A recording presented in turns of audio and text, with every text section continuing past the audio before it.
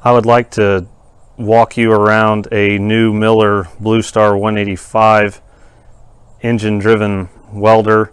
It's powered by a Kohler CH440 14 horse single cylinder engine with rope start.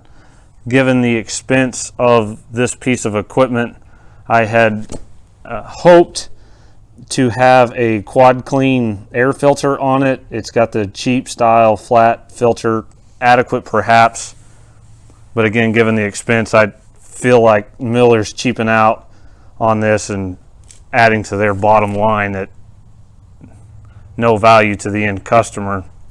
I've had this piece of equipment just long enough to do the engine break-in procedure. I've got a little over 5 hours on it.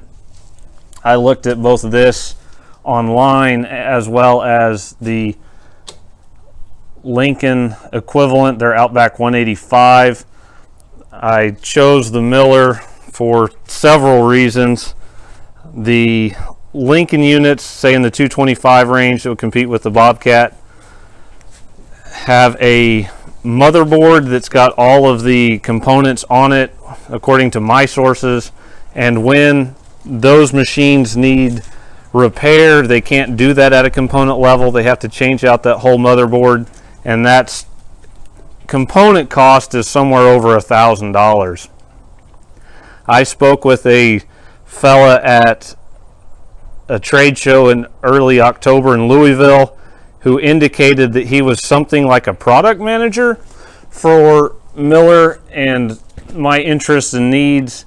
He stated that the components in this 185 are also like the larger class machines where you can change out individual, say, knife switches, I think he called them, instead of having to change out a whole board. So the repair cost for this machine I expect to be lower.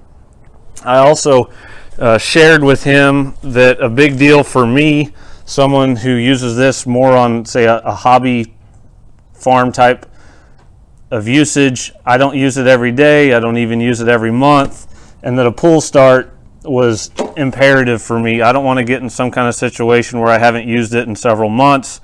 Weather's nasty, maybe it's hard to get around, and potentially I can't even move my equipment around as I would perhaps like to jump start it or something else.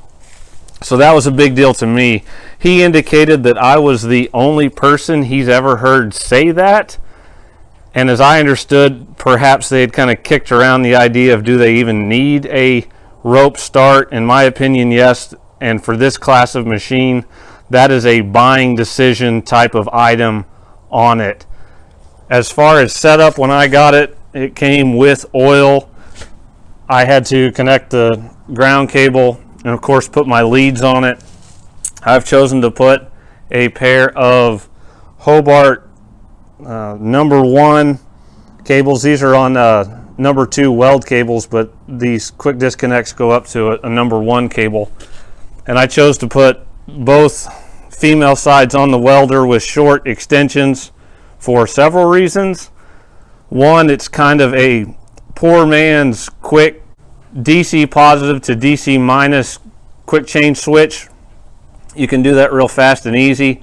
Secondly, if I happen to have someone with me that's less experienced or just learning kind of a thing, when they don't see a male and female hanging out that are long enough that they can try to be kind and protect the equipment and put those two ends together and lock them together, maybe to keep them clean or something like that, and cause problems that way. So I do like what I chose to do there.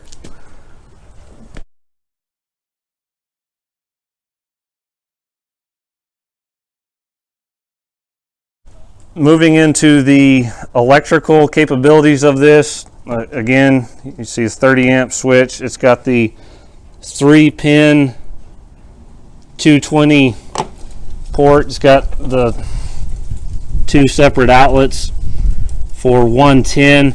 The manual for this has absolutely no information on how to process or use these outlets. For the 110s to be powered at all, the 30 amp switch has got to be kicked on.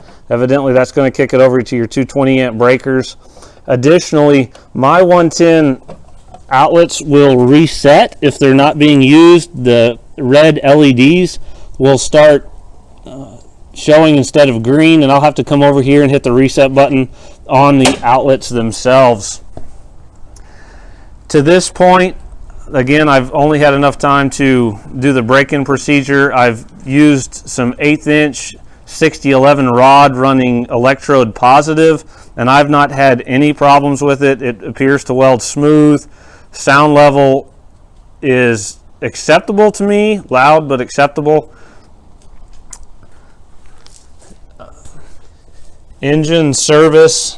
On this side, you've got the engine oil drain, oil checkpoint. This checkpoint does have a dipstick on it. One thing I didn't like was ability to get in and fill on that. They don't give you the large fill port like they do perhaps say on a lawnmower, so you're trying to get down there. I was able to use a pickup transmission fill funnel, and it was so tight I had to screw the fill funnel into the port, which caused problems because I couldn't check the oil level as I filled it. I actually overfilled it just a little bit and used some other tools to try to back that out. Gas consumption appears to be favorable in my opinion. Most of the time that I ran the break-in period, I didn't have a load on it. I chose to run it both at idle or low and high idle during that. 2 gallons of fuel ran a little over 4 hours. So I was reasonably pleased to have that much standby time on that small amount of fuel.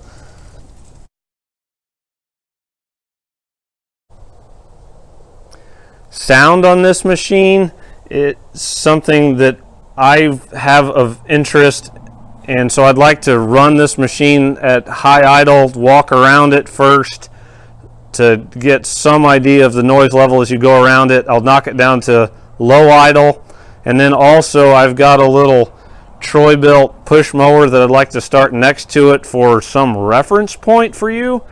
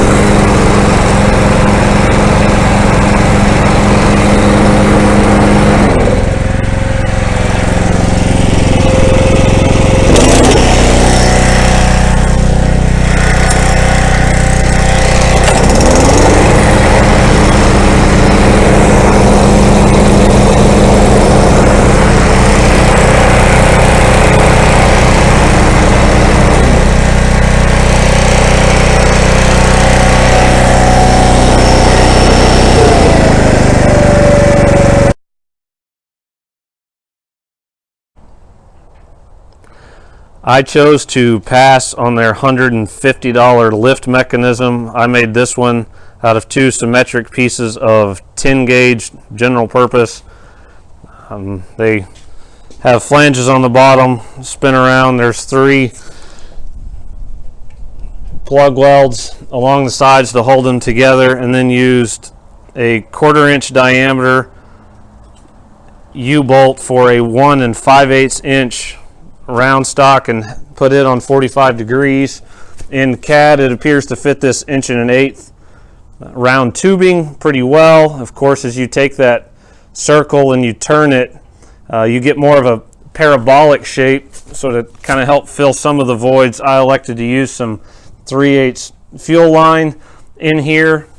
It seems to fit pretty good and also take up a little bit of extra space where I couldn't run the nuts all the way down on the U-bolts. The CG of this machine is not dead nuts in the middle. It appears to be biased towards the generator section. If I was estimating, I'd say the CG is about 1 inch to the left of center and definitely heavy on that back corner. But if you're going to try to lift this from center, it will lift, in my opinion, adequately. It's not as level as you might perhaps like, but it's certainly within the realms of capable of being able to handle and set down without very much trouble at all.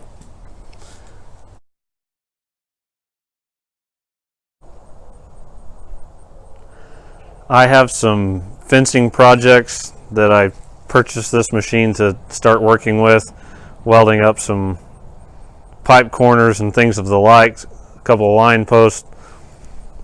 I'd like to provide some feedback as I get further into it. Once I've got some of that stuff done, I plan to follow up, provide a little bit better review of what I think about how it does, any value that this machine might have over something else, and get back with you.